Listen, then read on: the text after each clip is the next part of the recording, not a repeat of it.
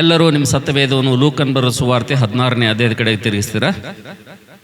ದೇವರು ನಮ್ಗೆ ಕೊಟ್ಟಂಥ ಒಂದು ಅದ್ಭುತವಾದಂಥ ಒಂದು ವಾಕ್ಯ ಭಾಗವನ್ನು ಓದ್ಕೊಂಡು ನಾವೆಲ್ಲರೂ ಕೂಡ ಸ್ವಲ್ಪ ಹೊತ್ತು ದೇವರ ಸನ್ನಿಧಿಯಲ್ಲಿ ನಾವು ಕರ್ತನ ಮೇಜಿಗಾಗಿ ನಾವೆಲ್ಲರೂ ಕೂಡ ಸಿದ್ಧಗೋಣ. ನಿಮ್ಮ ಸತ್ಯವೇದವನ್ನು ಲೂಕನ್ ಬರೆದ ಸುವಾರ್ತೆ 16ನೇ ಅಧ್ಯಾಯ ಪೇಜ್ ನಂಬರ್ 93 ಇದೆ ನೋಡ್ರಿ. Page number 93, 93 page number. ಹೊಸ ಒಡಂಬಡಿಕೆಯಲ್ಲಿ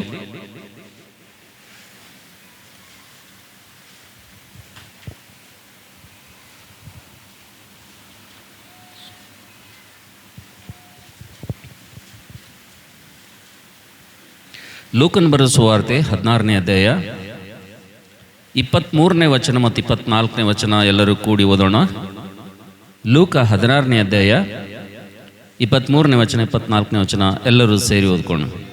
ಅವನು ಪಾತಾಳದೊಳಗೆ ಯಾತನೆ ಪಡುತ್ತಾ ಇರುವಲ್ಲಿ ಕಣ್ಣೆತ್ತಿ ದೂರದಿಂದ ಅಬ್ರಹಾಮನನ್ನು ಅವನ ಎದೆಗೆ ಒರಗಿಕೊಂಡಿದ್ದ ಲಾಜರನನ್ನು ನೋಡಿ, ತಂದೆಯೇ ಅಬ್ರಹಾಮನೇ, ನನ್ನ ಮೇಲೆ ದಯವಿಟ್ಟು ಲಾಜರನನ್ನು ಕಳುಹಿಸು. ಅವನು ತನ್ನ ತುದಿ ಬೆರಳನ್ನು ನೀರಿನಲ್ಲಿ ಅದ್ದಿ ನನ್ನ ನಾಲಿಗೆಯನ್ನು ತಣ್ಣಗೆ ಮಾಡಲಿ, ಈ ಉರಿಯಲ್ಲಿ ಸಂಕಟ ಪಡುತ್ತೇನೆಂದು ಕೂಗಿ ಹೇಳಿದನು.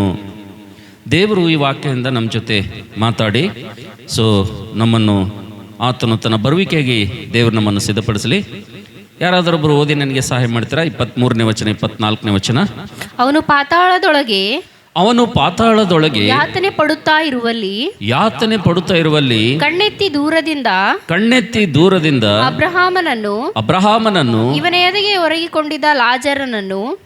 ಎದೆಗೆ ಒರಗಿಕೊಂಡಿದ್ದಂತ ಲಾಜರನನ್ನು ನೋಡಿ ತಂದೆಯೇ ಅಬ್ರಹಾಮನೇ, ನನ್ನ ಮೇಲೆ ದಯವಿಟ್ಟು ಲಾಜರನನ್ನು ಕಳುಹಿಸು. ಅವನು ತನ್ನ ತುದಿ ಬೆರಳನ್ನು ನೀರಿನಲ್ಲಿ ಅದ್ದಿ ನನ್ನ ನಾಲಿಗೆಯನ್ನು ತಣ್ಣಗೆ ಮಾಡಲಿ, ಈ ಉರಿಯಲ್ಲಿ ಸಂಕಟ ಪಡುತ್ತೇನೆ ಎಂದು ಕೂಗಿ ಹೇಳಿದನು. Hallelujah, hallelujah, hallelujah. ದೇವರ ಪರಿಶುದ್ಧವಾದಂಥ ನಾಮಕ್ಕೆ ಸ್ತೋತ್ರವಾಗಲಿ. ನನ್ನ ಪ್ರೀತಿಯ ದೇವರ ಮಕ್ಕಳೇ, ಕಳೆದ ವಾರದಿಂದ ನಾವು ಒಂದು ವಾಕ್ಯವನ್ನು ಧ್ಯಾನ ಮಾಡ್ತಾ ಇದ್ದೇವೆ, ಒಂದು ವಿಷಯ, ಒಂದು ಸಬ್ಜೆಕ್ಟ್ ಅನ್ನು ಧ್ಯಾನ ಮಾಡ್ತಾ ಇದ್ದೇವೆ. ಕಳೆದ ವಾರ ನಾವು ಯಾವುದು ವಿಷಯದಲ್ಲಿ ನಾವು ಧ್ಯಾನ ಮಾಡಿದ್ದೀವಿ ರೀ? ನಿರ್ಲಕ್ಷ್ಯ. Very good. ಬ್ರದರ್ಸು ಸಿಸ್ಟರ್ಸ್ ತುಂಬ ಆ್ಯಕ್ಟಿವ್ ಇದ್ದಾರೆ. ಯಾವ ವಿಷಯದಲ್ಲಿ ಧ್ಯಾನ ಮಾಡಿದ್ದೀವಿ ನಾವು? ನಿರ್ಲಕ್ಷ್ಯ. ನಾವು ನೋಡ್ತೇವೆ, ನಿರ್ಲಕ್ಷ್ಯ ಅಂತಕ್ಕಂಥ ಪದ ನಾವು ಧ್ಯಾನ ಮಾಡ್ತಾ ಇದ್ದೀವಿ. ಆದರೆ ಕಳೆದ ವಾರ ನಾವು ಯಾವುದನ್ನು ನಿರ್ಲಕ್ಷ್ಯ ಮಾಡಬಾರ್ದು ಅಂತೇಳಿ ಧ್ಯಾನ ಮಾಡಿದ್ದೀವಿ ರೀ? ನಿನ್ನ ದೇವರ ದಿನವನ್ನು ಅದು ಪರಿಶುದ್ಧವಾದಂಥ ದಿನ ಎಂಬುದಾಗಿ ನೀನು ಜ್ಞಾಪಕದಲ್ಲಿಟ್ಕೊಂಡು ಅದನ್ನು ಪರಿಶುದ್ಧವಾಗಿ ಆಚರಿಸಬೇಕು ಎಂಬುದಾಗಿ ನಾವು ಕಳೆದ ವಾರ ಧ್ಯಾನ ಮಾಡಿದ್ದೀವಿ ಅಂತೇಳಿ. ಹಲ್ಲೆಲೂಯಾ. ಒಂದೇ ಮಾತಲ್ಲಿ ಹೇಳಬೇಕಪ್ಪ ಅಂತಂದರೆ, ನಿನ್ನ ದೇವರ ದಿನವನ್ನು ನೀನು ಅಲಕ್ಷ್ಯ ಮಾಡಬೇಡ ಎಂಬುದಾಗಿ ನಾವು ಹೋದ ವಾರ ನಾವು ಕಲ್ತಿದ್ದೀವಿ ಅಂತೇಳಿ. ಹಲ್ಲೆಲೂಯಾ.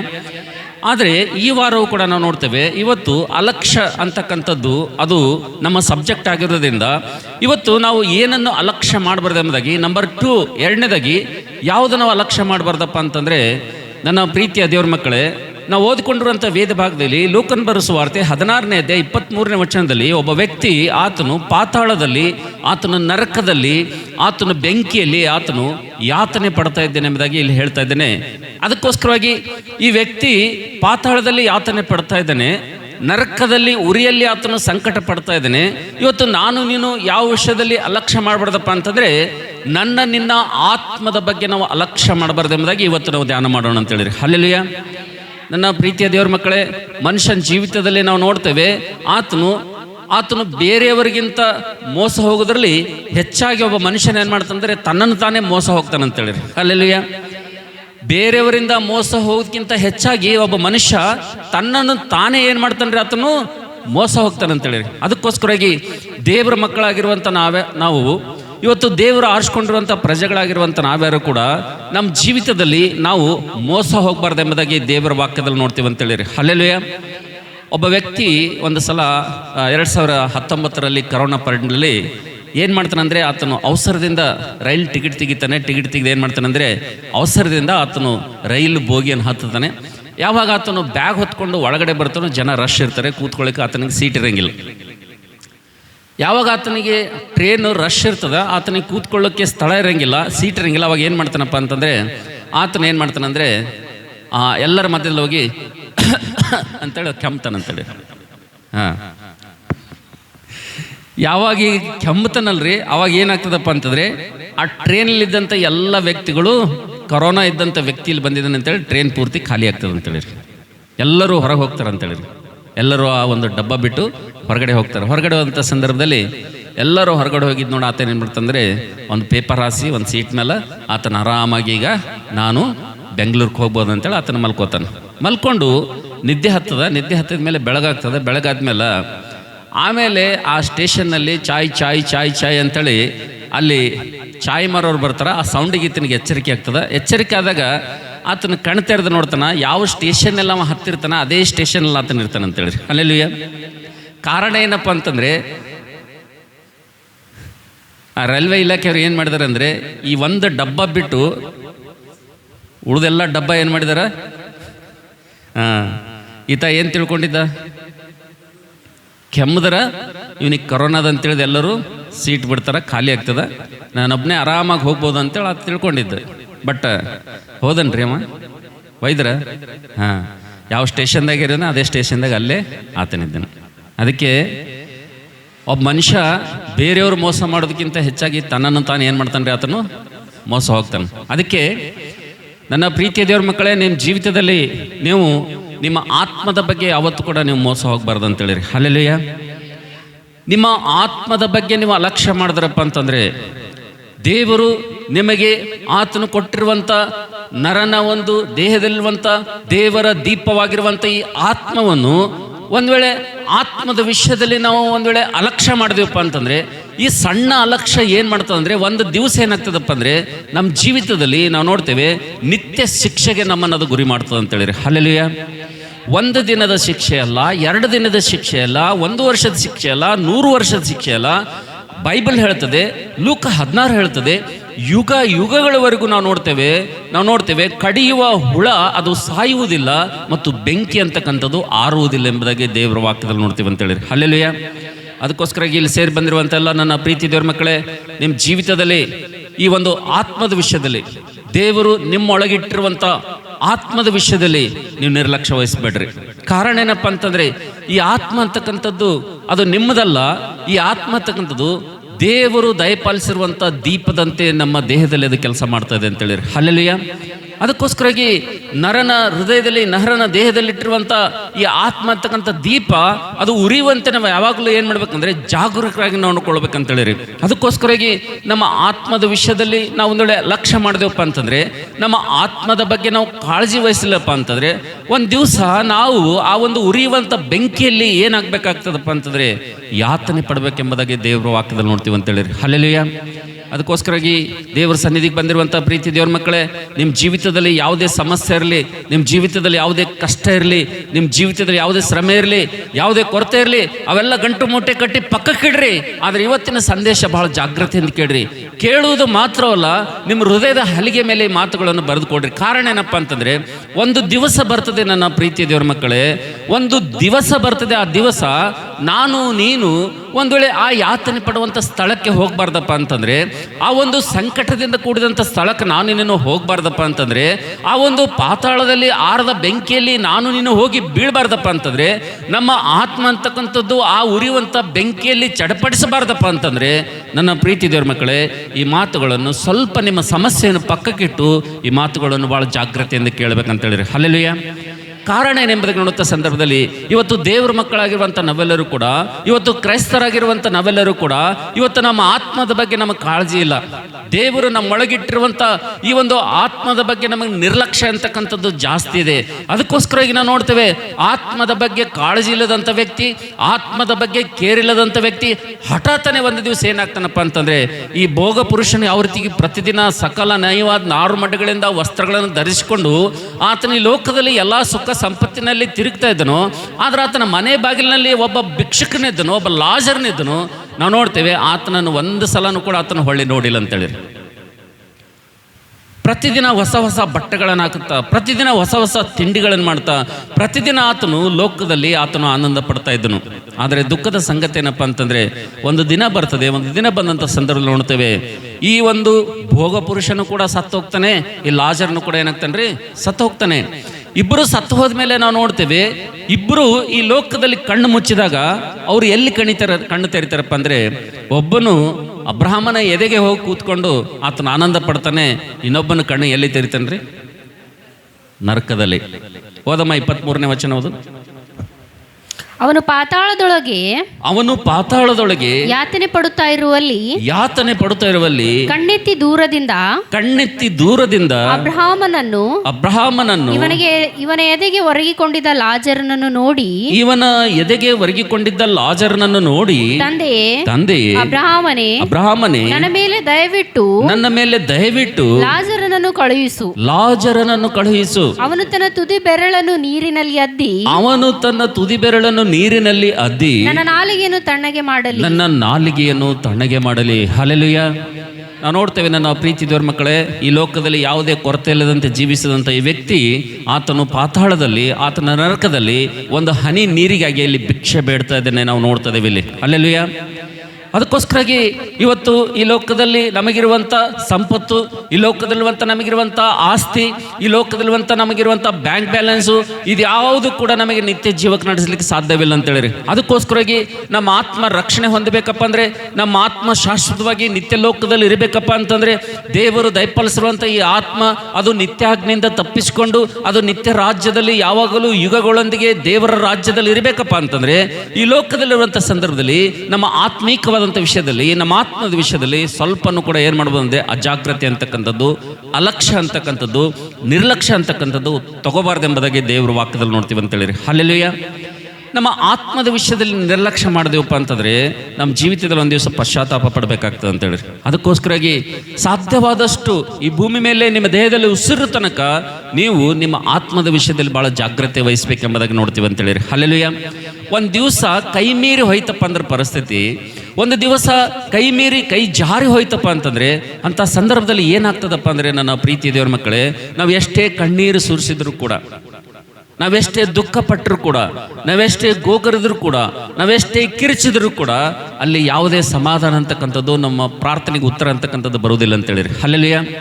ಯಾವಾಗ ಈ ವ್ಯಕ್ತಿ ಪಾತಾಳದಲ್ಲಿ ಯಾತನೆ ಪಡುವಂಥ ಸಂದರ್ಭದಲ್ಲಿ ಒಂದು ಹನಿ ನೀರು ಆತನಿಗೆ ಸಿಗುವುದಿಲ್ಲ, ಆವಾಗ ಆತನು ಅಬ್ರಹಾಮನ ನೋಡಿ, ಅಬ್ರಹಾಮನ ಎದೆಗೆ ಒದಗಿಕೊಂಡಿರುವಂಥ ಲಾಜರನ್ನು ನೋಡಿ ಆತನು, ಅಬ್ರಹಾಮನೇ ನಿನ್ನ ಎದೆಗೆ ಒರಗಿಕೊಂಡಿರುವಂಥ ಲಾಜರನು ತನ್ನ ಕಿರಿಬೆರಳನ್ನು ನೀರಿನಲ್ಲಿ ಅದ್ದಿ ಒಂದು ಹನಿ ನೀರು ನಾಲಿಗೆಗೆ ನಾನು ಕೊಡಲಿ ಎಂಬುದಾಗಿ ಕೇಳ್ತಾ ಇದ್ದಾನೆ. ಈ ಲೋಕದಾಗಿದ್ದಾಗ ಎಷ್ಟು ಬ್ಯಾಲರ್ ನೀರು ಕೊಡೋದನ್ನೋ ಗೊತ್ತಿಲ್ಲ, ಎಂಥ ಬಿಸ್ಲರಿ ವಾಟರ್ ಕೊಡೋದನ್ನೋ ಗೊತ್ತಿಲ್ಲ. ಯಾಕಂದರೆ ಮೊದಲೇ ಆತನ ಸಾಹುಕಾರ ಭೋಗ ಪುರುಷ ಅಂತೇಳಿ ಬೈಬಲ್ ಹೇಳ್ತದೆ. ಈ ಲೋಕದಲ್ಲಿ ಎಂತೆಂಥ ತಿಂಡಿ ಆತನ ತಿಂದನೋ ಗೊತ್ತಿಲ್ಲ. ಸಕಲವಾದಂಥ ಪಂಚಾಮೃತ ಆತನ ತಿಂದಿದ್ದಾನೆ, ರಾಜಭೋಜನ ಆತನ ತಿಂದಿದ್ದಾನೆ, ಫಿಲ್ಟರ್ ನೀರಿಲ್ಲದೆ ಬೇರೆ ನೀರು ಆತನ ಕುಡ್ದೇ ಇಲ್ಲ. ಬಟ್ ಇಷ್ಟೊಂದು ಆರಾಮಾಗಿ, ಇಷ್ಟೊಂದು ಸವಲತ್ತು ಸೌಕರ್ಯವುಳ್ಳಂಥ ಈ ವ್ಯಕ್ತಿ ಒಂದು ದಿವಸ ಏನಾಗ್ತದೆ ಅಂದರೆ, ಈತನು ಆ ನರಕದಲ್ಲಿ ಒಂದು ಹನಿ ನೀರಿಗೆ ಭಿಕ್ಷೆ ಬೇಡಲಿಕ್ಕೆ ಕಾರಣ ಏನಪ್ಪ ಅಂದರೆ, ಆತನು ಭೂಮಿ ಮೇಲಿರುವಾಗ ತನ್ನ ಆತ್ಮದ ಬಗ್ಗೆ ನಿರ್ಲಕ್ಷ್ಯ ವಹಿಸಿದ್ದೇನೆ ಅಂತೇಳಿ. ಹಲ್ಲೆಲೂಯಾ. ಭೂಮಿ ಮೇಲಿದ್ದಂಥ ಸಂದರ್ಭದಲ್ಲಿ ತನ್ನ ಆತ್ಮದ ಬಗ್ಗೆ ಆತನು ಏನು ಮಾಡಿದ್ದಾನೆ ಅಂದರೆ, ಅಜಾಗ್ರತೆ ವಹಿಸಿದ್ದಾನೆ ಅಂತೇಳಿ, ಆತನು ನಿರ್ಲಕ್ಷ್ಯ ವಹಿಸಿದ್ದಾನೆ ಅಂತೇಳಿ. ಅದಕ್ಕೋಸ್ಕರಾಗಿ ಇಲ್ಲಿ ಸೇರಿ ಬಂದಿರುವಂಥ ಎಲ್ಲ ನನ್ನ ಪ್ರೀತಿಯ ಸಹೋದರ ಸಹೋದರಿಯರೇ, ನನ್ನ ಹೃದಯಪೂರ್ವಕವಾದಂಥ ಒಂದು ಮನವಿ ಏನಪ್ಪ ಅಂತಂದರೆ, ನಿಮಗೆ ನನ್ನ ಎರಡು ಕೈಗಳನ್ನು ಜೋಡಿಸಿ ನಿಮಗೆ ಬೇಡಿಕೊಳ್ಳಲು ನನ್ನೊಂದು ಮನವಿ ಏನಪ್ಪ ಅಂತಂದರೆ, ನನ್ನ ಪ್ರೀತಿ ದೇವರ ಮಕ್ಕಳೇ, ಈ ಲೋಕದಲ್ಲಿ ಯಾವುದನ್ನಾದರೂ ನೀವು ಅಲಕ್ಷ್ಯ ಮಾಡಿರಿ, ಯಾವ ವಿಷಯವಲ್ಲಾದರೂ ನೀನು ನಿರ್ಲಕ್ಷ್ಯ ಮಾಡಿರಿ, ಆದರೆ ದೇವರು ನಿಮಗೆ ದಯಪಾಲಿಸಿರುವಂಥ ಆ ಆತ್ಮದ ಬಗ್ಗೆ ನೀವು ಯಾವತ್ತೂ ಕೂಡ ನಿರ್ಲಕ್ಷ್ಯ ಮಾಡಬೇಡ್ರಿ ಎಂಬುದಾಗಿ ನನ್ನೊಂದು ಕಳಕಳಿಯ ಮನವಿ ಇದೆ ಅಂತೇಳಿರಿ. ಕಾರಣ ಏನಪ್ಪ ಅಂತಂದರೆ, ಈ ಆತ್ಮದ ಬೆಲೆ ಅಂತಕ್ಕಂಥದ್ದು ಬಹಳ ಪ್ರಾಮುಖ್ಯವಾಗಿದೆ ಅಂತೇಳಿ. ಮನುಷ್ಯನಿಗೆ ಏನಾದರೂ ಪ್ರಾಮುಖ್ಯ ಇದೆಯಪ್ಪ ಅಂತಂದರೆ, ಮನುಷ್ಯನಿಗೆ ಅತಿ ಬೆಲೆ ಉಳ್ಳೋದು ಯಾವುದಾದ್ರೂ ಇದೆಯಪ್ಪ ಅಂತಂದರೆ, ನನ್ನ ಬೈಬಲ್ ಹೇಳ್ತದೆ, ಒಬ್ಬ ಮನುಷ್ಯ ಇಡೀ ಲೋಕವೆಲ್ಲ ಸಂಪಾದನೆ ಮಾಡಿಕೊಂಡು ತನ್ನ ಆತ್ಮ ಒಂದು ವೇಳೆ ನಷ್ಟಪಡಿಸ್ಕೊಂಡ್ರಂದ್ರೆ ಆತನಿಗೆ ಏನು ಪ್ರಯೋಜನ ಎಂಬುದಾಗಿ ನನ್ನ ಬೈಬಲ್ ಪ್ರಶ್ನೆ ಆಗ್ತದೆ ಅಂತೇಳಿ. ಏನಾದರೂ ಪ್ರಯೋಜನ ಇದ್ರಿ? ಇಡೀ ಲೋಕ ಸಂಪಾದನೆ ಮಾಡಿಕೊಡ್ರಿ, ಬೆಳ್ಳಿ ಸಂಪಾದನೆ ಮಾಡಿರಿ, ಬಂಗಾರ ಸಂಪಾದನೆ ಮಾಡಿರಿ, ವಜ್ರ ಸಂಪಾದನೆ ಮಾಡಿರಿ, ಹೆಸರು ಸಂಪಾದನೆ ಮಾಡಿರಿ, ಪ್ರಖ್ಯಾತಿ ಸಂಪಾದನೆ ಮಾಡಿರಿ, ಈ ಲೋಕದಲ್ಲಿ ಎಲ್ಲ ಸಂಪಾದನೆ ಮಾಡಿರಿ, ನೀವು ಏನು ಬೇಕಾದರೂ ಸಂಪಾದನೆ ಮಾಡಿರಿ. ಅದರ ವಾಕ್ಯ ಹೇಳ್ತದೆ, ದೇವರು ಹೇಳ್ತಾನೆ, ಒಬ್ಬ ಮನುಷ್ಯ ಇಡೀ ಲೋಕವೆಲ್ಲ ಸಂಪಾದನೆ ಮಾಡಿಕೊಂಡು ಕೊನೆಗೆ ತನ್ನ ಆತ್ಮವನ್ನು ನಷ್ಟಪಡಿಸ್ಕೊಂಡನಪ್ಪ ಅಂತಂದರೆ, ತನ್ನ ಆತ್ಮವನ್ನು ಆತನು ನಷ್ಟಪಡಿಸಿಕೊಂಡು ನರಕದಲ್ಲಿ ಆತನು ಬಿದ್ದನಪ್ಪ ಅಂತಂದರೆ ಅದರಿಂದ ಅವನಿಗೆ ಪ್ರಯೋಜನ ಏನೆಂಬುದಾಗಿ ದೇವರ ವಾಕ್ಯದಲ್ಲಿ ನೋಡ್ತೀವಿ ಅಂತೇಳಿರಿ. ಹಲ್ಲೆಲೂಯಾ. ಅದಕ್ಕೋಸ್ಕರ ಈಗ ನನ್ನ ಪ್ರೀತಿ ದೇವ್ರ ಮಕ್ಕಳೇ, ಈ ಲೋಕದಲ್ಲಿ ನಿಮ್ಮ ಆತ್ಮಕ್ಕೆ ಹೆಚ್ಚು ಬೆಲೆ ಕೊಡ್ರಿ, ನೀವು ಆತ್ಮೀಯವಾದಂಥ ಸಂಗತಿಗಳಿಗೆ ಹೆಚ್ಚು ಬೆಲೆ ಕೊಡ್ರಿ, ನೀವು ಆತ್ಮಾನುಸಾರವಾಗಿ ಜೀವಿಸಲು ಹೆಚ್ಚಾಗಿ ಪ್ರಯತ್ನ ಮಾಡ್ರಿ. ಕಾರಣ ಏನಪ್ಪ ಅಂತಂದರೆ ಈ ಆತ್ಮ ಅಂತಕ್ಕಂಥದ್ದು ಬಹಳ ಅಮೂಲ್ಯವಾಗಿದೆ ಅಂತೇಳಿರಿ. ಹಲ್ಲೆಲೂಯಾ. ನಿಮ್ಗೆ ಗೊತ್ತಾ ಆತ್ಮ ಅಂತಕ್ಕಂಥದ್ದು ಬಹಳ ಬೆಲೆ ಉಳ್ಳದಂತ ನಿಮ್ಗೆ ಗೊತ್ತಾ? ಲೂಕನ್ ಬರೆದ ಸುವಾರ್ತೆ 15ನೇ ಅಧ್ಯಾಯದಲ್ಲಿ ನೋಡ್ತೀವಿ, ಇಡೀ ಲೋಕವೆಲ್ಲ ಸಂಪಾದನೆ ಮಾಡಿದ್ರೂ ಕೂಡ ಒಂದು ಆತ್ಮ ನಮಗೆ ಸಿಗಲಿಲ್ಲಪ್ಪ ಅಂತಂದರೆ ಏನು ಪ್ರಯೋಜನ ಇಲ್ಲಂತ. ಅದನ್ನ ನೋಡ್ತೀವಿ. ಒಬ್ಬ ಪಾಪಿ ಆತನ ದೇವ್ರ ಕಡೆಗೆ ತಿರುಗಿದನಂದ್ರೆ ಏನಾಗ್ತದಂತ್ರಿ? ಪರಲೋಕದಲ್ಲಿ ಸಂತೋಷ ಆಗ್ತದಂದ್ರೆ. ಒಂದು ಆತ್ಮದ ಬೆಲೆ ನೋಡ್ರಿ ಎಷ್ಟದ. ಒಂದು ಆತ್ಮಕ್ಕೆ ಬೆಲೆ ಎಷ್ಟಿದೆ ನೋಡ್ರಿ. ನನ್ನ ಪ್ರೀತಿ ದೇವ್ರ ಮಕ್ಕಳೇ, ನಿಮಗಿರುವಂಥ ನಿಮ್ಮ ಆತ್ಮದ ಬೆಲೆ ಎಷ್ಟಂತೇಳಿ ನಿಮ್ಗೆ ಅರ್ಥ ಆಗ್ಬೇಕಾ? ನಿಮ್ಮ ಆತ್ಮದ ಬೆಲೆ ಎಷ್ಟಂತ ನಿಮ್ಗೆ ಗೊತ್ತಾಗ್ಬೇಕಪ್ಪ. ನನ್ನ ಪ್ರೀತಿ ದೇವ್ರ ಮಕ್ಕಳೇ, ನಮ್ಮ ಆತ್ಮದ ಬೆಲೆ ಅಂತಕ್ಕಂಥ ನಾವು ಅರ್ಥ ಮಾಡ್ಕೊಳ್ಬೇಕಂತೇಳಿ. ಒಂದು ವೇಳೆ ಭೂಮಿ ಮೇಲಿರುವಾಗ, ಭೂಲೋಕದಲ್ಲಿರುವಾಗ ನಮ್ಮ ಆತ್ಮದ ಬಗ್ಗೆ ನಾವು ನಿರ್ಲಕ್ಷ್ಯ ಮಾಡಿದೆವಪ್ಪ ಅಂತಂದರೆ, ನಮ್ಮ ಆತ್ಮದ ಬಗ್ಗೆ ಅಲಕ್ಷ್ಯ ಮಾಡಿದೆವಪ್ಪ ಅಂತಂದರೆ, ಒಂದು ದಿವಸ ನಾವು ಪಾತಾಳದಲ್ಲಿ ಭಿಕ್ಷಕರಾಗಬೇಕಾಗ್ತದೆ ಅಂತೇಳಿ. ಹಲ್ಲೆಲೂಯಾ. ಭಿಕ್ಷಕರಾದರೂ ಕೂಡ ಅಲ್ಲಿ ನಾವು ಭಿಕ್ಷೆ ಬೇಡಿದ್ರು ಕೂಡ ಯಾರಾದರೂ ಭಿಕ್ಷೆ ಕೊಡ್ತಾರೇನ್ರಿ? ಅಲ್ಲಿ ಯಾರಾದರೂ ಸಹಾಯ ಮಾಡಕ್ಕೆ ಬರ್ತಾರ? ಈ ಲೋಕದಲ್ಲಿ ನಿಮಗೆ ಯಾರಾದರೂ ಸಹಾಯ ಮಾಡ್ಲಕ್ಕೆ ಬರ್ತಾರ? ಈ ಲೋಕದಲ್ಲಿ ಏನನ್ನಾದರೂ ನಿಮಗೆ ಮಾಡ್ತಾರ? ಆದರೆ ನಾವು ನೋಡ್ತೇವೆ, ಒಂದು ಸ್ಥಳ ಇದೆ, ನ್ಯಾಯ ತೀರ್ಪಾದ ನಂತರ ನಾವು ನೋಡ್ತೇವೆ, ನಮ್ಮ ಆತ್ಮ ಅಂತಕ್ಕಂಥದ್ದು ನರಕದಲ್ಲಿ ಹೋಗಿ ಬಿದ್ದ ಮೇಲೆ, ನಮ್ಮ ಆತ್ಮ ಅಂತಕ್ಕಂಥದ್ದು ಪಾತಾಳದಲ್ಲಿ ಯಾತನೆ ಪಡುವಂಥ ಸಂದರ್ಭದಲ್ಲಿ ಅಲ್ಲಿ ಯಾರು ಬಂದು ನಮಗೆ ರಕ್ಷಿಸಲಿಕ್ಕೆ ಸಾಧ್ಯವಿಲ್ಲ ಎಂಬುದಾಗಿ ದೇವ್ರ ವಾಕ್ಯದಲ್ಲಿ ನೋಡ್ತೀವಿ ಅಂತೇಳಿರಿ. ಹಲ್ಲೆಲೂಯಾ. ಹಾಗಾದರೆ ಆ ನರಕದ ಒಂದು ಯಾತನೆ ಸ್ಥಳಕ್ಕೆ ನಾವು ಹೋಗಬಾರ್ದಪ್ಪ ಅಂತಂದರೆ, ಹಾಗಾದರೆ ನಾವು ನಮ್ಮ ಆತ್ಮದ ಬೆಲೆಯನ್ನು ನಾವು ಸರಿಯಾಗಿ ಅರ್ಥ ಮಾಡ್ಕೊಳ್ಬೇಕಪ್ಪ ಅಂತಂದರೆ, ಆ ಒಂದು ಆರದ ಬೆಂಕಿಯಲ್ಲಿ ಆ ಒಂದು ಕಡಿಯುವಂಥ ಹುಳ ಸಾಯುವುದಿಲ್ಲ, ಬೆಂಕಿ ಆರುವುದಿಲ್ಲ ಅಂತಕ್ಕಂಥ ಸ್ಥಳಕ್ಕೆ ನಾನು ನೀನು ನನ್ನ ಆತ್ಮ ನಿನ್ನ ಆತ್ಮ ಹೋಗಿ ಬೀಳಬಾರ್ದಪ್ಪ ಅಂತಂದರೆ, ನನ್ನ ಪ್ರೀತಿ ದೇವ್ರ ಮಕ್ಕಳೇ, ಈ ಲೋಕದಲ್ಲಿ ನಾವು ಏನು ಮಾಡಬೇಕು? ಈ ಲೋಕದಲ್ಲಿ ನಾವು ಏನು ಮಾಡಬೇಕೆಂಬುದಾಗಿ ದೇವರ ವಾಕ್ಯವನ್ನು ಪರಿಶೀಲಿಸುವಂಥ ಸಂದರ್ಭದಲ್ಲಿ, ಅದನ್ನು ನೋಡುವಂಥ ಸಂದರ್ಭದಲ್ಲಿ ನಾವು ನೋಡ್ತೇವೆ, ದೇವರು ಕೊಟ್ಟಂಥ ಆತ್ಮ ಅಂತಕ್ಕಂಥದ್ದು ಭಾಳ ಅಮೂಲ್ಯವಾಗಿದೆ ಅಂತೇಳಿ. ಆತ್ಮದ ವಿಷಯದಲ್ಲಿ ನಾವು ಭಾಳ ಜಾಗರೂಕರಾಗಿರ್ಬೇಕೆಂಬುದಾಗಿ ದೇವರ ವಾಕ್ಯದಲ್ಲಿ ನೋಡ್ತೀವಿ ಅಂತೇಳಿ. ಹಲ್ಲೆಲೂಯಾ. ಒಂದು ದಿವಸ ಒಬ್ಬ ವ್ಯಕ್ತಿಗೆ ಮರುಭೂಮಿಯಲ್ಲಿ ಪ್ರಯಾಣ ಮಾಡಬೇಕಾಗ್ತದೆ. ಯಾವಾಗ ಆತನು ಮರುಭೂಮಿಯಲ್ಲಿ ಪ್ರಯಾಣ ಮಾಡಬೇಕಾಗ್ತದೋ, ಮರುಭೂಮಿ ಅಂದರೆ ನಿಮ್ಗೆ ಗೊತ್ತಲ್ಲ, ಆ ಮರುಭೂಮಿಯಲ್ಲಿ ಬರೀ ಉಸುಬು ಬಿಟ್ಟರೆ ಬೇರೆ ಏನೂ ಇರೋಂಗಿಲ್ಲ. ಎಲ್ಲಿ ಒಂದು ಮರ ಇರಂಗಿಲ್ಲ, ಎಲ್ಲಿ ನೆರಳಿರಂಗಿಲ್ಲ. ನೋಡ್ತೀನಿ ಅಂದರೆ ಕುಡಿಯೋದಕ್ಕಾಗಿ ನೀರು ಕೂಡ ಸಿಗುವುದಿಲ್ಲ. ಆದರೆ ಅನಿವಾರ್ಯ ನಾವು ನೋಡ್ತೇವೆ, ಆ ವ್ಯಕ್ತಿ ಆ ಒಂದು ಮರುಭೂಮಿಯನ್ನು ದಾಟ ಹೋಗಬೇಕಾಗ್ತದೆ. ಆ ಮರುಭೂಮಿ ಮೂಲಕವಾಗಿ ಪ್ರಯಾಣ ಮಾಡಬೇಕಾಗ್ತದೆ. ಒಂದು ದಿವಸ ಏನಾಗ್ತದೆ ಅಂದರೆ, ಆತನ ಪ್ರಯಾಣಕ್ಕೋಸ್ಕರವಾಗಿ ಆತನು ಸಿದ್ಧತೆಯನ್ನು ಮಾಡ್ಕೊಳ್ತಾನೆ. ಆತನು ತನ್ನ ಪ್ರಯಾಣಕ್ಕೋಸ್ಕರವಾಗಿ ಸಿದ್ಧತೆ ಮಾಡ್ಕೊಂಡ್ಮೇಲೆ ಆತನು ಆ ಒಂದು ಮರುಭೂಮಿಯಲ್ಲಿ ಪ್ರಯಾಣ ಮಾಡೋದಕ್ಕೋಸ್ಕರವಾಗಿ ಆತನಿಗೆ ಬೇಕಾಗಿರುವಂಥ ಬಹಳ ಪ್ರಾಮುಖ್ಯವಾದಂಥ ವಸ್ತು ಯಾವುದೆಂಬುದಾಗಿ ಆತನು ಗ್ರಹಿಸಿಕೊಂಡು, ಮರುಭೂಮಿಯಲ್ಲಿ ಪ್ರಯಾಣ ಮಾಡೋದಕ್ಕೆ ಬೇಕಾಗಿರುವಂಥ ವಸ್ತು ಯಾವುದಪ್ಪ ಅಂತಂದರೆ, ಆತನಿಗೆ ಬೆಳ್ಳಿ ಬಂಗಾರ ಯಾವುದೂ ಕೆಲಸಕ್ಕೆ ಬರೋಂಗಿಲ್ಲ. ಆ ಮರುಭೂಮಿಯಲ್ಲಿ ಆತನು ಪ್ರಯಾಣ ಮಾಡಬೇಕಪ್ಪ ಅಂತಂದರೆ, ಆ ಬಿಸಿಲಿನ ತಾಪದಲ್ಲಿ ಆತನು ತನ್ನ ಪ್ರಯಾಣವನ್ನು ಮುಂದೆ ಸಾಗಿಸ್ಬೇಕಪ್ಪ ಅಂದರೆ, ಆತನ ಜೀವಿತದಲ್ಲಿ ನೀರು ಬಹಳ ಪ್ರಾಮುಖ್ಯ ಅಂತೇಳಿ. ಹಲ್ಲೆಲೂಯಾ. ಈ ನೀರು ಬಹಳ ಪ್ರಾಮುಖ್ಯವಾಗಿರೋದ್ರಿಂದ ತನ್ನ ಪ್ರಯಾಣಕ್ಕೋಸ್ಕರವಾಗಿ ಬೇಕಾದಂಥ ಒಂದು ನೀರನ್ನು ಆತನು ಒಂದು ಕುಡಿಕೆಯಲ್ಲಿ, ಒಂದು ತಿತ್ತೆಯಲ್ಲಿ ಆತನು ಸೇಕರಿಸಿಕೊಂಡು ಆತನ ಏನು ಮಾಡ್ತಾನಂದರೆ, ಅರ್ಲಿ ಮಾರ್ನಿಂಗ್ 6 ಗಂಟೆಗೆ ತನ್ನ ಪ್ರಯಾಣವನ್ನು ಪ್ರಾರಂಭ ಮಾಡ್ತಾನೆ. ಯಾವಾಗ 6 ಗಂಟೆಯಿಂದ ಆತನು ಮರುಭೂಮಿಯಲ್ಲಿ ಆತನು ಪ್ರಯಾಣ ಪ್ರಾರಂಭ ಮಾಡ್ತಾನೋ, 8 ಗಂಟೆ ಆದ ನಂತರ ತಲೆ ಮೇಲೆ ಸೂರ್ಯ ಆತನು ಬರಲಿಕ್ಕೆ ಪ್ರಾರಂಭ ಆಗ್ತದೆ. ಸ್ವಲ್ಪ ಸ್ವಲ್ಪ ಬಿಸಿಲು ಬರಲಿಕ್ಕೆ ಪ್ರಾರಂಭ ಆಗ್ತದೆ. ಹೇಗೂ ಆತನು ಪರಿಪೂರ್ಣವಾದಂಥ ಸಿದ್ಧತೆಯಿಂದ ತನ್ನ ಪ್ರಯಾಣದಲ್ಲಿ ಬೇಕಾಗಿರುವಂಥ ಅಮೂಲ್ಯವಾದಂಥ ವಸ್ತು ಆತನ ಜೊತೆಗಿದ್ದರಿಂದ ಸ್ವಲ್ಪ ಬಿಸಿಲು ಬಡಿತದೆ ಅಂತಲ್ಲಿ ಕೂತ್ಕೊಳ್ತಾನೆ, ಸ್ವಲ್ಪ ನೀರು ಕುಡಿತಾನೆ, ಮತ್ತೆ ಪ್ರಯಾಣ ಬೆಳೆಸ್ತಾನೆ. ಮತ್ತೆ ಸ್ವಲ್ಪ ದೂರ ಹೋಗ್ತಾನೆ, ಮತ್ತೆ ಸ್ವಲ್ಪ ಬಿಸಿಲು ಬಡಿತದೆ, ಮತ್ತೆ ತನ್ನ ಹೆಗಲಿಗಿರುವಂಥ ಆ ಒಂದು ನೀರಿನ ಒಂದು ಆ ಕಪ್ಪನ್ನು ತೆಗೆದು ಆತನು ನೀರು ಕುಡಿತಾನೆ, ಮತ್ತೆ ಹೆಗಲಿಗೆ ಅದನ್ನು ಹಾಕ್ಕೊಳ್ತಾನೆ, ಮತ್ತೆ ಪ್ರಯಾಣ ಮಾಡ್ತಾನೆ. ಈ ರೀತಿಯಾಗಿ ಆತನು ಸುಮಾರು 11:30-12 ಗಂಟೆಗೆ ಈ ರೀತಿಯಾಗಿ ಮುಂದೆ ಹೋಗುವಂಥ ಸಂದರ್ಭದಲ್ಲಿ ಆತನ ಎದುರುಗಡೆ ಒಂದು ದೊಡ್ಡ ಒಂದು ಹಣದ ನೋಟಿನ ಕಂತೆ ಬಿದ್ದಿರ್ತದಲ್ಲ. ಯಾವಾಗ ಈ ಒಂದು ಪ್ರಯಾಣಿಕನು ಅದನ್ನು ನೋಡ್ತಾನೋ ತುಂಬ ಸಂತೋಷ ಆಗ್ತದೆ ಆತನಿಗೆ. ಎಷ್ಟು ಸಂತೋಷ ಆಗ್ತದಪ್ಪ ಅಂತಂದರೆ, ಆತನು ಮುಂದೆ ಎಲ್ಲೋ ಪ್ರಯಾಣ ಮಾಡಿ ಹೋಗಿ ಸಂಪಾದಿಸಬೇಕಾಗಿರುವಂಥ ಹಣ ದೊಡ್ಡ ಕಂತೆ ಅಂತ ಅಲ್ಲಿ ಬಿದ್ದಿರ್ತದೆ. ಆತನು ನೋಡ್ತಾನೆ. ಯಾವಾಗ ಹಣದ ಕಂತೆಯನ್ನು ನೋಡ್ತಾನೋ, ಹಿಂದೆ ಮುಂದೆ ಆ ಕಡೆ ಈ ಕಡೆ ನೋಡ್ತಾನೆ, ಯಾರೂ ಇರುವುದಿಲ್ಲ. ಯಾವುದೋ ಒಬ್ಬ ಪ್ರಯಾಣಿಕರು, ಯಾವುದೋ ಒಂದು ವ್ಯಾಪಾರಸ್ಥರು ಹೋಗುವಂಥ ಸಂದರ್ಭದಲ್ಲಿ ಆ ಕಂತೆ ಬಿದ್ದಿರ್ತದೆ. ನೋಡ್ತಾನೆ, ಸುತ್ತಲೂ ಯಾರೂ ಇರುವುದಿಲ್ಲ. ಆ ಹಣದ ಕಂತೆ ಏನು ಮಾಡ್ತಾನೆ ಅಂದರೆ, ತೆಗೆದುಕೊಂಡು ಆತನು ತನ್ನ ಮೇಲ್ ಜೋಬ್ನಲ್ಲಿ ತುಂಬಿಕೊಳ್ತಾನೆ, ಎರಡೂ ಕೆಳ ಜೇಬ್ನಲ್ಲಿ ತುಂಬಿಕೊಳ್ತಾನೆ. ಎಲ್ಲ ಕಡೆ ಆತನು ತುಂಬಿಕೊಳ್ತಾನೆ. ಇನ್ನೂ ಹಣ ಉಳಿತದೆ. ಏನು ಮಾಡ್ತಾನೆ ಅಂದರೆ ಆತನು ಶರ್ಟ್ ಇನ್ ಮಾಡಿ ಒಳಗಡೆ ಹಣ ಏನು ಮಾಡ್ತಾನೆ ರೀ ತುಂಬಿಕೊಳ್ತಾನೆ. ತುಂಬ್ಕೊಂಡು ಏನು ಮಾಡ್ತಾನೆ ಅಂದರೆ ಸ್ವಲ್ಪ ನೀರು ಕುಡಿದು ಆತನಿಗೆ ತುಂಬ ಸಂತೋಷ ಆಗ್ತದೆ, ಭಾಳ ಸಂತೋಷ ಆಗ್ತದೆ ಆತನಿಗೆ. ತನ್ನ ಜೀವಿತದಲ್ಲಿ ಯಾವತ್ತೂ ಕೂಡ ಸಂಪಾದನೆ ಮಾಡದಿರುವಂಥ ಹಣದ ಕಂತೆ ಆತನಿಗೆ ಆ ಹಣ ಸಿಕ್ಕಿದ್ರಿಂದ ತುಂಬ ಸಂತೋಷ ಆಗ್ತದೆ. ಸ್ವಲ್ಪ ಕೂತು ನೀರು ಕುಡಿದು ಆತನು ತಿರುಗಿ ತನ್ನ ಪ್ರಯಾಣವನ್ನು ಪ್ರಾರಂಭ ಮಾಡ್ತಾನೆ. ಇನ್ನೇನು ಮುಂದೆ ಪ್ರಯಾಣ ಮಾಡ್ತಾನೆ. 1-2 ಗಂಟೆ ಆಗ್ತದೆ. ಆವಾಗ ಆತನು ಮುಂದೆ ಹೋಗುವಂಥ ಸಂದರ್ಭದಲ್ಲಿ ಅಲ್ಲಿ ಒಂದು ಬಂಗಾರದ ಒಂದು ಕಟ್ಟೆಯಲ್ಲಿ ಬಿದ್ದಿರ್ತದೆ ಅಂತೇಳಿ. ಯಾವಾಗ ಬಂಗಾರ ನೋಡ್ತಾನೆ ರೀ ಅವನಿಗೆ ಭಾಳ ಏನಾಗ್ತದ್ರಿ, ಭಾಳ ಸಂತೋಷ ಆಗ್ತದೆ. ನಾನು ಈ ಮರುಭೂಮಿನೇ ದಾಟಿ ಮುಂದೆ ಹೋಗಿ ಇನ್ನೂ ಹೆಚ್ಚು ಸಂಪಾದನೆ ಮಾಡಿಕೊಳ್ಳುವಂಥ ಸಂಪಾದನೆ ಇಲ್ಲೇ ನನಗೆ ಸಿಕ್ಕದಲ್ಲ ಅಂತೇಳಿ ತುಂಬ ಸಂತೋಷ ಪಡ್ತಾನೆ. ತುಂಬ ಸಂತೋಷ ಪಟ್ಟು ಏನು ಮಾಡ್ತಾನೆ ಅಂದರೆ ಆತನು ಕೊರಳಲ್ಲಿ ಹಾಕೋತಾನೆ, ಕೈಯಲ್ಲಿ ಹಾಕೋತಾನೆ, ಮತ್ತೆ ಜೋಬಲ್ಲಿ ತಿರುಗ್ತಾನೆ, ಅಲ್ಲಿ ತಿರುಗ್ತಾನೆ, ಇಲ್ಲಿ ತಿರುಗ್ತಾನೆ. ಟೋಟಲ್ ಆಗಿ ಅಲ್ಲಿ ಸಿಕ್ಕಂಥ ಎಲ್ಲ ಬಂಗಾರವನ್ನು ಏನು ಮಾಡ್ತಾನೆ ಅಂತಂದ್ರೂ ತಲೆ ಮೇಲೆ, ಕೊರಳಲ್ಲಿ, ಕೈಯಲ್ಲಿ ಎಲ್ಲ ಕಡೆಗೆ ತುಂಬಿಕೊಂಡು ಏನಾಗ್ತದಪ್ಪ ಅಂತಂದರೆ ಆತನು ತುಂಬ ಸಂತೋಷ ಪಡ್ತಾನೆ, ತುಂಬ ಆನಂದ ಪಡ್ತಾನೆ. ಆನಂದಪಟ್ಟು ತನ್ನ ಪ್ರಯಾಣವನ್ನು ಪ್ರಾರಂಭ ಮಾಡ್ತಾನೆ. ಸ್ವಲ್ಪ ಮುಂದ್ಗಡೆ ಹೋದ್ಮೇಲೆ ಸ್ವಲ್ಪ ಆತನಿಗೆ ನೀರಿಡಿಕೆ ಆಗ್ತದ. ಬಿಸಿಲು ವಿಪರೀತವಾಗಿರ್ತದೆ. 1-2 ಗಂಟೆ ಆಗಿರ್ತದೆ. ಆ ಸ್ವಲ್ಪ ನೀರನ್ನು ಕುಡಿದು ಸ್ವಲ್ಪ ಕೂತು ಮತ್ತೆ ಪ್ರಯಾಣ ಪ್ರಾರಂಭ ಮಾಡ್ತಾನೆ. ಆತನು ಈ ರೀತಿಯಾಗಿ ಪ್ರಯಾಣ ಪ್ರಾರಂಭ ಮಾಡಿ ಮುಂದೆ ಹೋಗುವಂಥ ಸಂದರ್ಭದಲ್ಲಿ ಇದ್ದಕ್ಕಿದ್ದಾಗೆ ಆತನ ಕಣ್ಣಿಗೆ ಏನು ಬಿಡ್ತದಪ್ಪ ಅಂತಂದರೆ ಒಂದು ಡೈಮಂಡಿಂದ ತುಂಬಿದಂಥ ಒಂದು ಗಂಟು ಆತನಿಗೆ ಕಾಣ್ತದ್ರಿ. ವಜ್ರದಿಂದ ತುಂಬಿದಂಥ ಒಂದು ಚೀಲದ ಗಂಟು ಆತನಿಗಲ್ಲಿ ಕಾಣ್ತದೆ.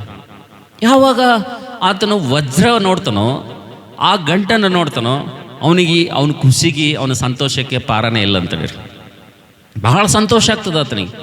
ಇನ್ನು ಈ ಪ್ರಪಂಚದಲ್ಲಿ ನನ್ನಂಥ ಸಾಹುಕಾರ ಬೇರೆ ಯಾರೂ ಅಲ್ಲ.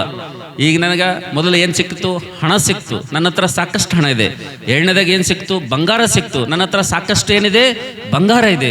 ಇನ್ನು ಈ ವಜ್ರ ಒಂದು ನಾನು ತೆಗೆದುಕೊಂಡಪ್ಪ ಅಂತಂದರೆ, ವಜ್ರದ ಗಂಟು ಒಂದೆಳೆ ತೆಗೆದುಕೊಂಡಪ್ಪ ಅಂದರೆ ಇನ್ನೂ ನನಗೆ ಯಾವುದೇ ಕೊರತೆ ಇರೋದಿಲ್ಲ ಎಂಬುದಾಗಿ ಆತನ ಆಲೋಚನೆ ಮಾಡಿ ಆ ವಜ್ರ ತೆಗೆದುಕೊಳ್ಬೇಕಪ್ಪ ಅಂತಂದರೆ ಆತನು ನೋಡ್ತಾನೆ, ಕೆಳಗಡೆ ಜೇಬ್ ನೋಡ್ತಾನೆ, ಹಿಂದೆ ಜೇಬ್ ನೋಡ್ತಾನೆ, ಇದು ನೋಡ್ತಾನೆ, ಎಲ್ಲ ನೋಡ್ತಾನೆ, ಯಾವುದೂ ಖಾಲಿ ಇರೋಂಗಿಲ್ಲ. ಎಲ್ಲ ಹಾಕೋಬೇಕು ವಜ್ರ ತಗೊಂಡು, ಎಲ್ಲಿ ತುಂಬ್ಕೋಬೇಕೀಗ? ಆಲೋಚನೆ ಮಾಡ್ತಾನೆ ಆತನು. ಆಲೋಚನೆ ಮಾಡಿ ಏನು ಮಾಡ್ತಾನಪ್ಪ ಅಂತಂದರೆ ಈ ವಜ್ರ ಮಾತ್ರ ಬಿಡಬಾರ್ದು ಅಂತೇಳಿ ಕೊನೆಗೆ ಆತನಿಗೆ ಒಂದು ಐಡಿಯಾ ಬರ್ತದ. ನನ್ನ ಹತ್ರ ನೀರಿನ ಒಂದು ತಿತ್ತಿ ಇದೆಯಲ್ಲ, ನನ್ನ ಹೆಗಲಿಗೆ ಏನದ ನೀರಿನ ತಿತ್ತಿ ಅದಲ್ಲ, ಅದು ಏನು ಮಾಡ್ಬೇಕಂದ್ರೆ ಅದು ಇಲ್ಲೇ ಚಲ್ಲಿ ಬಿಡಮಿ. ಚಲ್ಲಿ ಏನು ಮಾಡಮ್ಮ ಅದ್ರಾಗ ಏನು ತುಂಬ್ಕೊಳಮಿ? ವಜ್ರ ತುಂಬ್ಕೊಳಮ್ಮ ಅಂತೇಳಿ ಎಲ್ಲ ವಜ್ರಗಳು ಏನು ಮಾಡ್ತಾನೆ ಅದರಲ್ಲಿ ತುಂಬ್ಕೋತಾನೆ ಅಂತೇಳಿ. ನೀರು ಚಲ್ತಾನ, ಆ ವಜ್ರ ತುಂಬ್ಕೋತಾನೆ. ವಜ್ರ ತುಂಬ್ಕೊಂಡು ಏನು ಮಾಡ್ತಾನೆ ಅಂದರೆ ಭಾಳ ಖುಷಿ ಆಗ್ತದ ಅವನಿಗೆ, ಭಾಳ ಸಂತೋಷ ಆಗ್ತದ. ಆವಾಗ ಏನು ಮಾಡ್ತಾನಂದರೆ ಆ ಮರುಭೂಮಿಯಲ್ಲಿ ವಿಪರೀತವಾದಂಥ ಬಿಸಿಲು ಬಂದಿರ್ತದೆ, ಸೂರ್ಯನ ಝಳ ಬಡಿತಾ ಇರ್ತದೆ. ತನ್ನ ಪ್ರಯಾಣ ಪ್ರಾರಂಭ ಮಾಡ್ತಾನೆ.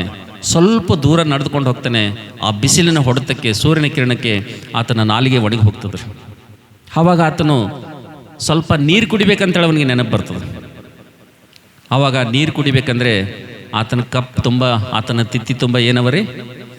ಆತನ ಹತ್ರ ನೀರು ಇಲ್ಲ. ಸರಿ, ಇನ್ನೂ ಸ್ವಲ್ಪ ಮುಂದೆ ಹೋಗೋಣ, ಅಲ್ಲಿ ಯಾರಾದರೂ ಬರ್ತಾರೇನೋ, ಅಲ್ಲಿ ನೀರು ಸಿಗ್ತಾವೆ ಅಂತೇಳಿ ಇನ್ನೂ ಸ್ವಲ್ಪ ಮುಂದೆ ಹೋಗ್ತಾನೆ.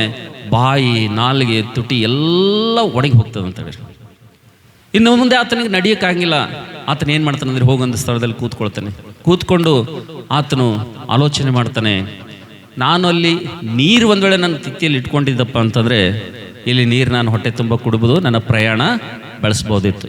ಬಟ್ ಈಗ ಆ ತಿತ್ತಿ ತುಂಬ ಏನಿದೆ ಅಂದರೆ ವಜ್ರಗಳು ತುಂಬಿಕೊಂಡಿವೆ, ನೀರು ಎಲ್ಲಿ ಇಲ್ಲ, ನೀರು ಎಲ್ಲಿ ಸಿಗ್ತಾ ಇಲ್ಲ, ಇನ್ನೇನು ಮಾಡಬೇಕು ಅಂಥೇಳಿ ಆತನು ಹಾಗೆ ಬಿಸಿಲಿನ ಹೊಡೆತಕ್ಕೆ ತುಂಬ ಆಯಾಸವಾಗಿರ್ತಾನೆ. ತುಂಬ ಶಕ್ತಿ ಹೋಗಿರ್ತದೆ, ಮತ್ತು ಡಿಹೈಡ್ರೇಷನ್ ಆಗಿರ್ತದೆ. ಬಾಡಿಯಲ್ಲಿರುವಂಥ ನೀರೆಲ್ಲ ಸ್ವೆಟ್ಟಿಂಗ್ ರೂಪದಲ್ಲಿ ಹೊರಗೆ ಬಂದಿರ್ತದೆ ರೀ. ಬಿಸಿಲಲ್ಲಿ ನಡೆದು ಏನಾಗ್ತದೆ ರೀ? ಡಿಹೈಡ್ರೇಷನ್ ಆಗಿ ದೇಹದಲ್ಲಿರುವಂಥ ಎಲ್ಲ ನೀರು ಬೆವರಿನ ರೂಪದಲ್ಲಿ ಆ ಮರುಭೂಮಿಯಲ್ಲಿ ಸೋರಿ ಹೋಗ್ತದೆ. ಇನ್ನೇನಾತನು ಒಂದು ಹೆಜ್ಜೆ ಕಿತ್ತಿ ಮುಂದಿಡ್ಬೇಕಂತಾನೆ ಕಣ್ಣು ತಿರುಗ್ತದೆ, ತಲೆ ಸುತ್ತು ಬರ್ತದೆ. ಒಂದು ಹೆಜ್ಜೆ ಕೂಡ ಮುಂದಿಡ್ಲಾರ್ದೇನೆ, ಒಂದು ಹನಿ ನೀರು ಸಿಗ್ಲಾರ್ದೆ 2 ಹೆಜ್ಜೆ ಮುಂದೆ ತಕ್ಷಣ ಆತನು ಅದೇ ಸ್ಥಳದಲ್ಲಿ ಆತನು ಬಿದ್ದು ಸತ್ತು ಹೆಣವಾಗಿ ಹೋಗ್ತಾನಂತೇಳ್ರಿ. ಹಲ್ಲೆಲೂಯಾ. ನನ್ನ ಪ್ರೀತಿ ದೇವ್ರ ಮಕ್ಕಳೇ, ನೀತಿ ಕಥೆಯಿಂದ ನಿಮ್ಗೆ ಏನು ಅರ್ಥ ಆಯಿತು? ಆತನ ಜೀವಿತಕ್ಕೆ ಪ್ರಾಮುಖ್ಯವಾದದ್ದು ಹಣದ ಕಂತೆನ?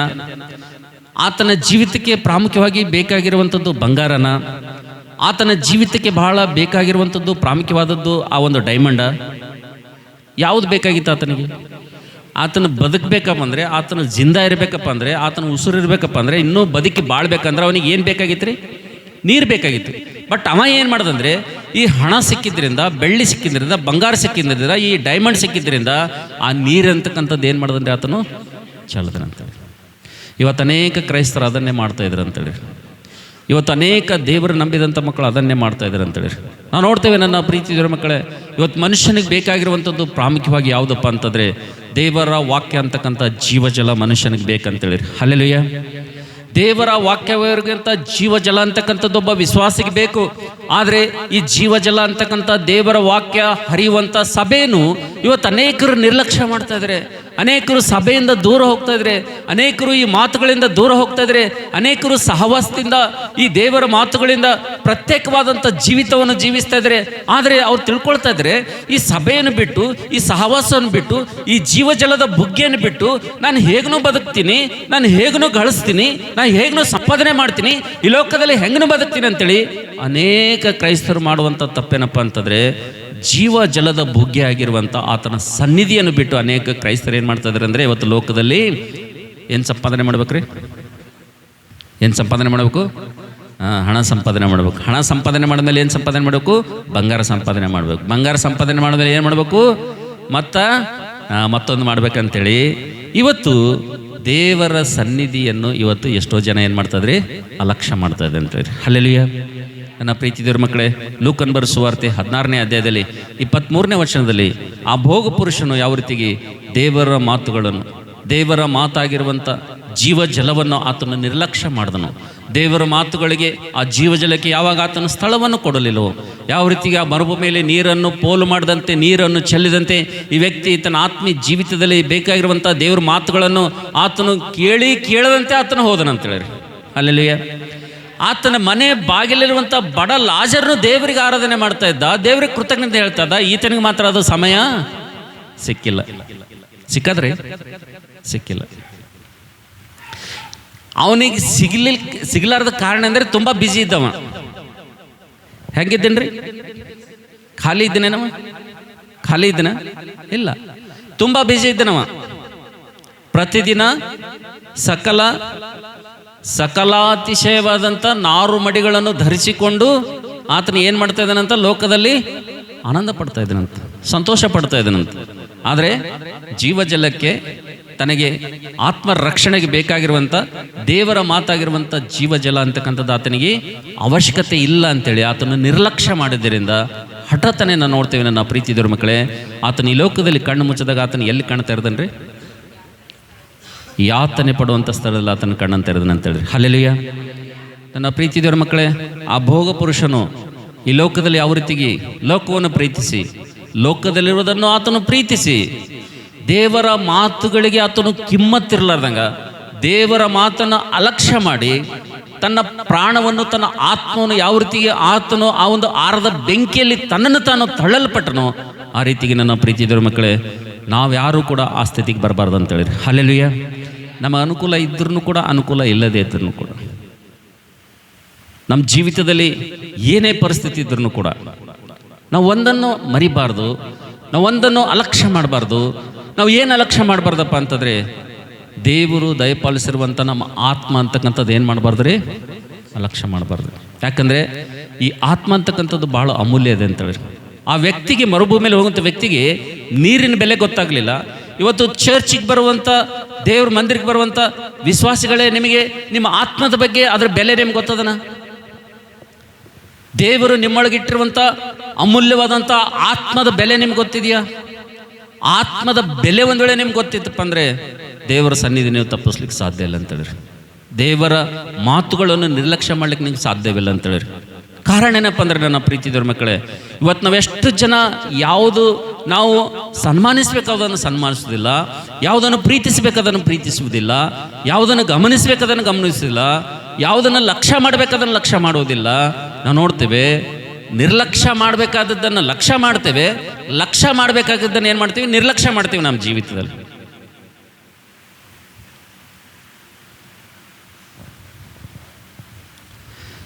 ಯಾವುದನ್ನೋ ಲಕ್ಷ್ಯ ಮಾಡಬೇಕು, ಅದನ್ನು ಏನು ಮಾಡ್ತೀವಿ ರೀ? ನಿರ್ಲಕ್ಷ್ಯ ಮಾಡ್ತೀವಿ ನಾವು. ಒಂದು ಮಾತು ಕೊಟ್ಟು ನಾನು ಸಂದೇಶ ಮುಗಿಸ್ತೀನಿ. ಏನು ನಿರ್ಲಕ್ಷ್ಯ ಮಾಡ್ತೀವಿ ನಮ್ಮ ಜೀವಿತದಲ್ಲಿ? ನಮ್ಮ ಆತ್ಮ ರಕ್ಷಣೆ ಹೊಂದಬೇಕಂದ್ರೆ, ನಮ್ಮ ಆತ್ಮ ನಿತ್ಯತ್ವದಲ್ಲಿ ಸೇರಬೇಕಂದ್ರೆ, ನಮ್ಮ ಆತ್ಮ ದೇವರೊಂದಿಗೆ ಯುಗಗಳೊಂದಿಗೆ ದೇವರ ರಾಜ್ಯದಲ್ಲಿ ನಾವು ಇರಬೇಕಪ್ಪ ಅಂತಂದರೆ, ಆ ಆರದ ಬೆಂಕಿಯಲ್ಲಿ ನಮ್ಮ ಆತ್ಮ ಹೋಗಬಾರ್ದಪ್ಪ ಅಂದರೆ ಈ ಲೋಕದಲ್ಲಿ ಒಂದು ಅಲಕ್ಷ್ಯ ಮಾಡಬಾರ್ದು. ಬನ್ನಿ ನಾವರು ಲೂಕನ್ ಬರೆದ ಸುವಾರ್ತೆ 10ನೇ ಅಧ್ಯಾಯದ ಕಡೆ ನಿಮಗೆ ಸತ್ಯವೇದನ ತಿರುಗಿಸ್ರಿ. ಲೂಕನ್ ಬರೆದ ಸುವಾರ್ತೆ 10ನೇ ಅಧ್ಯಾಯ ಯಾರಾದರೂ ಓದ್ತೀರಾ? 16ನೇ ವಚನ. 16ನೇ ವಚನ ಯಾರಾದರೂ ನಿಮ್ಮ ಮಾತನ್ನು ಕೇಳುವವನು ನಿಮ್ಮ ಮಾತನ್ನು ಕೇಳುವವನು ನನ್ನ ಮಾತನ್ನು ಕೇಳುವವನಾಗಿದ್ದಾನೆ. ನನ್ನ ಮಾತನ್ನು ಕೇಳುವವನಾಗಿದ್ದಾನೆ. ಇಲ್ಲೇ ಸ್ಟಾಪ್ ಮಾಡಮ್ಮ. ಇಲ್ಲಿ ದೇವ್ರು ಏನು ಹೇಳತ್ತನ್ರಿ ಇಲ್ಲಿ? ಯಾರಿಗೆ ಹೇಳತ್ತಾನೆ ಈ ಮಾತು? ಶಿಷ್ಯರಿಗೆ ಹೇಳ್ತಾ ಇದ್ದಾನೆ ಈ ಮಾತು. ಯಾರಿಗೆ ಹೇಳತ್ತನ್ರಿ? ಯೇಸು ಸ್ವಾಮಿ ತನ್ನ ಶಿಷ್ಯರಿಗೆ ಮಾತು ಹೇಳ್ತಾ ಇದ್ದಾನೆ. ಏನು ಹೇಳ್ತಾ ಇದ್ದಾನೆ ಅಂದರೆ, ನಿಮ್ಮ ಮಾತುಗಳನ್ನು ಕೇಳುವವನು, ನಿಮ್ಮ ಮಾತು ಕೇಳಿದ್ರೆ ಅಂದ್ರೆ ನನ್ನ ಮಾತು ಕೇಳ್ದಂಗೆ. ಎಷ್ಟು ಜನ ನೀವು ಸೇವಕರ ಮಾತು ಕೇಳುತ್ತೀರಪ್ಪ? ನಿಮ್ಮ ಎದೆ ಮೇಲೆ ಕೈ ಇಟ್ಕೊಂಡು ಹೇಳ್ರಿ. ನಮ್ಮ ಇಲ್ಲಿದ್ದವ್ರು ಹೊಸ ಮಂದಿ, ಹೆಣ್ಮಕ್ಳು ಗಂಡಸು ಮಕ್ಕಳು ಎಲ್ಲರೂ, ಯವನಸ್ಥರು ಸೇರಿ ನೀವು ಎದೆ ಮೇಲೆ ಕೈ ಇಟ್ಕೊಂಡು ಹೇಳ್ರಿ. ದೇವರ ಸೇವಕನು ಸಭೆಯಲ್ಲಿ ನಿಂತು ಪ್ರಸಂಗ ಮಾಡಿ ಅನೇಕ ಆತ್ಮೀಯ ಸಂದೇಶವನ್ನು ಕೊಟ್ಟು ಆತನ ಅನೇಕ ಅನೌನ್ಸ್ಮೆಂಟ್ಗಳನ್ನು ಮಾಡುವಂಥ ಸಂದರ್ಭದಲ್ಲಿ ಅನೇಕ ರೀತಿಯಂಥ ಕಾರ್ಯಗಳ ಬಗ್ಗೆ, ಪ್ರಾರ್ಥನೆ ಕೂಡಿಕೆ ಬಗ್ಗೆ, ಸುವಾರ್ತೆ ಬಗ್ಗೆ, ಅನೇಕರ ಬಗ್ಗೆ ವಿಷಯದಲ್ಲಿ ಇವತ್ತು ದೇವ್ರ ಸೇವಕ ನೀವು ಮಾತು ಹೇಳ್ತಾನಲ್ರಿ. ಪ್ರತಿ ಸಂಡೇ ಹೇಳ್ತಾರ? ಈ ಚರ್ಚ್ನಾಗ ನಿಂತವ್ರು ಹೇಳ್ತಾರ? ಹೇಳಲ್ಲ. ಈ ಸೇವಕ ಹೇಳ್ತಾನೆ? ಹೇಳಲ್ಲ. ನಿಮ್ಮ ಆತ್ಮದ ಅಭಿವೃದ್ಧಿ ಕೋರಿ, ನಿಮ್ಮ ಆತ್ಮದ ಬೆಲೆ ಅರಿತು, ನಿಮ್ಮ ಆತ್ಮ ನಿತ್ಯ ಜೀವ ಪಡ್ಕೋಬೇಕು, ನಿಮ್ಮ ಆತ್ಮ ನಿತ್ಯದಲ್ಲಿ ಇರ್ಬೇಕಂತೇಳಿ ನೀವು ಯಾವಾಗಲೂ ದೇವರ ಜನರ ಸಹವಾಸದಲ್ಲಿ, ದೇವರ ಸನ್ನಿಧಿಯಲ್ಲಿ ನೀವು ಸಹವಾಸದಲ್ಲಿ ಇರ್ಬೇಕಂತೇಳಿ ಈ ಸಭಾಪಾಲಕನು ನಿಂತು ಆತನು ಏನು ತನ್ನ ಮನೆ ಮಾತುಗಳು ಹೇಳ್ತಾನೆ? ದೇವ್ರ ಮಾತು ಹೇಳ್ತಾನೆ ರೀ. ಎಷ್ಟು ಜನ ಮಾತು ಕೇಳತ್ತೀರಪ್ಪ? ಯೇಸು ಸ್ವಾಮಿ ಏನು ಹೇಳ್ತಾನಂದ್ರೆ, ನಿಮ್ಮ ಮಾತುಗಳನ್ನು ಕೇಳುವವರು ಯಾರ ಮಾತು ಕೇಳ್ದಂಗಂತ? ನೀವು ಎಷ್ಟು ಜನ ಮಾತು ಕೇಳತ್ತೀರಿ? ದೇವರ ಸೇವಕನ ಮಾತು ಕೇಳತ್ತೀರಿ? ದೇವರ ಸೇವಕನ ಸ್ವರಕ್ಕೆ ನೀವು ಸ್ವರ ಹೋಗೊಳ್ಳತ್ತೀರಿ? ಸಾಧ್ಯ ಇಲ್ಲ. ನನಗನ್ನಿಸ್ತದೆ ಈ ಚರ್ಚಲ್ಲಿ ಕೆಲವೊಬ್ಬರಿಗೆ ನೋಡಿದಾಗ ಯೇಸು ಸ್ವಾಮಿ ಬಂದು ಹೇಳಿದ್ರು ಯೇಸು ಸ್ವಾಮಿ ಮಾತನ್ನು ನೀವು ಕೇಳಲ್ಲ ಅನ್ನಿಸ್ತದೆ ನನಗೆ. ನಾನು ಹೊಟ್ಟೆಯಲ್ಲಿರುವಂಥ ಬ್ಯಾನಿ ಹೇಳತ್ತೇನೆ ರೀ ನಿಮ್ಗೆ. ನಾನು ಹೊಟ್ಟೆಗೇನು ಉರಿಲತ್ತದಲ್ಲ, ನನಗೇನು ಬ್ಯಾನಿ ಅಲ್ಲತ್ತದಲ್ಲ ಅಂತಾರ. ಹೊಟ್ಟೆ ನೇಯವರಿಗೆ ಅದ್ರ ಬ್ಯಾನಿದ ಅರ್ಥ ಆಗ್ತದಂತ. ಹೊಟ್ಟೆ ಕಡಿಲಾರ್ದ್ರಿಗೆ ಅದ್ರದ್ದೇನು ಗೊತ್ತಾಗ್ತದೆ ರೀ? ಗೊತ್ತಾಗಲ್ಲ. ಯಾರಿಗೆ ಹೊಟ್ಟೆ ಕಡಿಲತ್ತದಲ್ರಿ ಅವ್ರಿಗೆ ಅದ್ರದ್ದು ಬ್ಯಾನಿ ಎಷ್ಟು ತೀವ್ರತೆ ಅಂದರೆ ಗೊತ್ತಾಗ್ತದೆ. ಈಗ ನನಗೆ ಹೊಟ್ಟೆ ಉರಿಲತ್ತದ, ಹೊಟ್ಟೆ ಕಡಿಲತ್ತದ. ನನಗೆ ಏನು ಕಡಿಲತ್ತದ? ಇಷ್ಟು ವರ್ಷ ಪ್ರಸಂಗ ಮಾಡಿದ್ರು ಇಷ್ಟೆಲ್ಲ ಅವ್ರದ್ದೇ ಆದಂಥ ಭಾಷೆಯಲ್ಲಿ ಸಾಮ್ಯಗಳ ಮೂಲಕವಾಗಿ, ಉದಾಹರಣೆಗಳ ಮೂಲಕವಾಗಿ, ಕಥೆಗಳ ಮೂಲಕವಾಗಿ ದೇವ್ರ ವಾಕ್ಯ ಅರ್ಥ ಮಾಡಿ ಹೇಳಿದ್ರು ಕೂಡ ಇವ್ರು ಯಾರು ನನ್ನ ಮಾತೇ ಕೇಳಲಾಗ್ಯಾರಲ್ಲಪ್ಪ ಅನಿಸ್ಲತ್ತದ ನನಗೆ.